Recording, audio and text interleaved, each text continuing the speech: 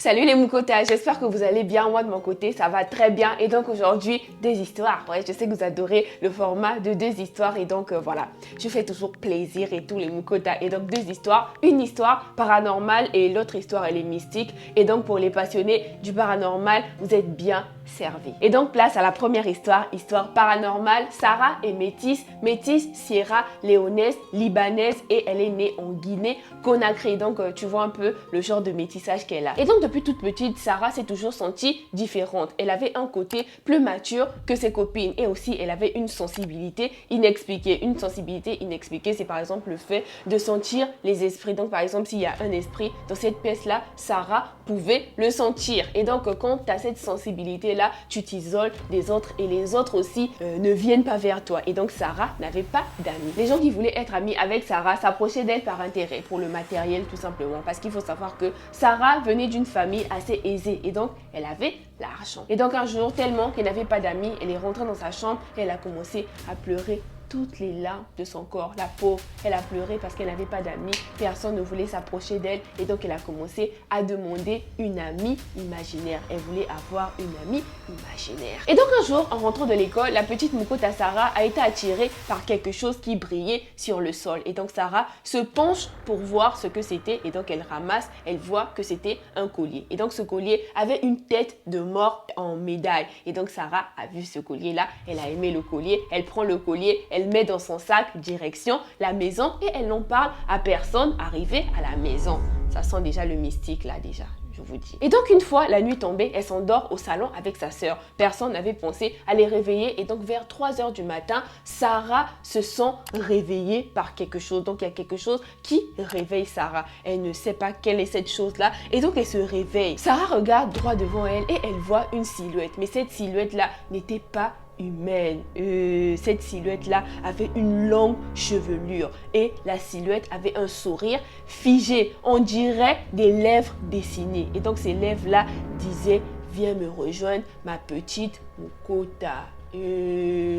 Sarah se frotte les yeux, elle se disait peut-être qu'elle était dans un rêve et donc quand elle ouvre ses yeux, elle voit la même silhouette et donc elle a commencé à hurler de peur. Et donc sa sœur qui dormait dans le canapé au salon, sa sœur se réveille en sursaut et donc elle arrive vers Sarah, elle demande à Sarah mais qu'est-ce qui se passe et donc Sarah raconte ce qui s'est passé. Et donc à partir de là, des maux de tête terrible. Elle a commencé à avoir des maux de tête terribles et donc aussi, elle ne pouvait plus ouvrir ses yeux. Les parents de Sarah se sont réveillés par les cris de Sarah et donc ils sont descendus rapidement et quand ils voient leur fille n'arrivait plus à ouvrir les yeux. La maman de Sarah avait tellement peur et donc elle prend rapidement Sarah, elle ramène Sarah voir un féticheur. Et donc le féticheur là, c'était le féticheur le plus réputé de leur région. Et donc arrivé là-bas, le féticheur dit à la maman de Sarah que Sarah a laissé la porte ouverte à un esprit. Et cet esprit-là s'est pris d'amitié avec elle. Il veut vraiment être ami avec elle. Je vous rappelle que Sarah avait prié et elle voulait un ami imaginaire.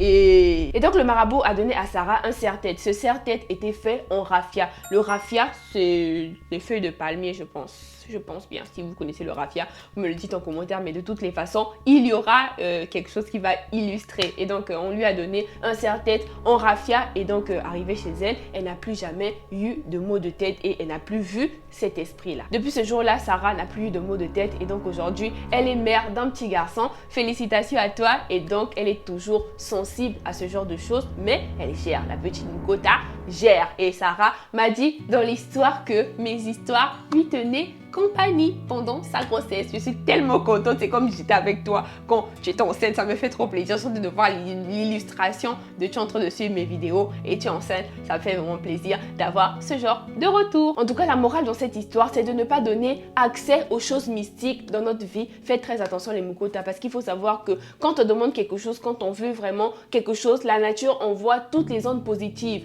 pour que ça puisse se réaliser. Donc il faut faire très attention. Tu veux un ami, c'est mieux de demander je veux un ami. C'est pas de demander je veux un ami imaginaire. Tu vois en fait, il y a une nuance. Qui cherche, trouve. Et donc si tu n'as pas d'amis, cherche un ami. Tu vas finir par le trouver, ok?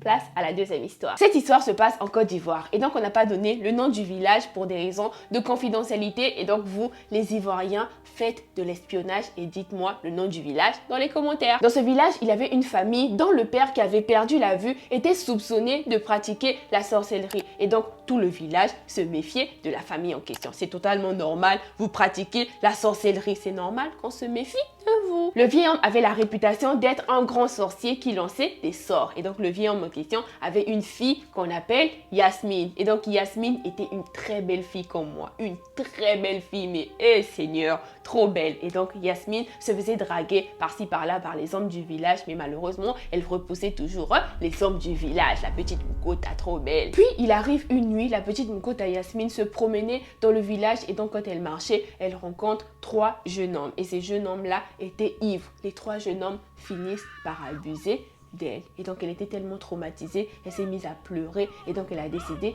de maudire les 3 jeunes hommes. Et donc le premier homme, il s'appelait Koutoubla et donc Yasmine a commencé à déclarer que Koutoubla devait mourir d'une mort lente et très douloureuse. Et donc c'est ce qui arrive 2 jours plus tard. Koutoubla, dans sa partie intime, il y avait des asticots qui sortaient dedans. Et donc la femme de Koutoubla a remarqué que son mari, il y avait des asticots qui sortaient de sa partie intime et donc elle ramène directement son mari voir un marabout. Arrivé chez le marabout fait la consultation. Le marabout se met à rire. Il lui dit, mon fils, personne ne peut t'aider. Même moi, je ne peux pas t'aider parce que tu es en train de payer l'acte infâme que tu as posé. La femme était là, elle lui demande, mais quel acte infâme? Il a refusé de dire. Il avait tellement mal qu'il ne parlait même plus. Et donc, arrivé à la maison, il avait trop mal et donc il décide de dire à sa femme ce qu'il avait fait. Il dit à sa femme et quelques jours plus tard, il finit par mourir. Le deuxième homme s'appelait Bastien et donc Yasmine a commencé à déclarer des paroles contre Bastien et donc elle a dit que Bastien devait mourir d'une mort très douloureuse et donc quelques jours plus tard, Bastien a commencé à avoir des plaies sur le corps et donc il est mort de douleur à cause de ces plaies-là. Le troisième homme s'appelait Anoumouché et donc Anoumouché a commencé à avoir des douleurs atroces au bas-ventre. Anoumouché saignait comme une femme qui avait des règles douloureuses et donc il saignait tellement, il se tortillait de douleur et donc il finit par mourir. Il est mort de cette malédiction-là parce que Yasmine avait prononcé des paroles de malédiction contre lui. Et donc Yasmine a appris la mort de ces 3 hommes et elle a aussi appris les conditions dans lesquelles ces hommes-là étaient décédés. Elle a commencé à avoir peur et elle a commencé à regretter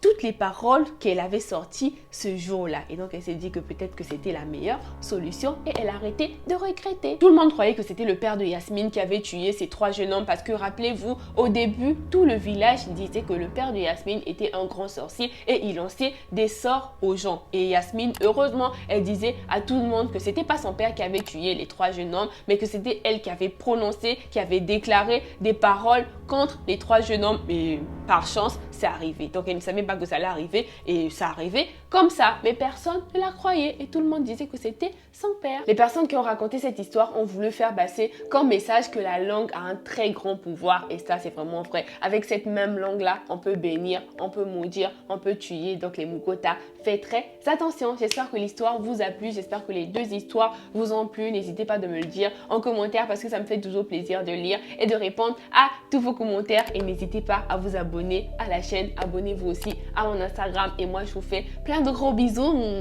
et je vous dis bye bye.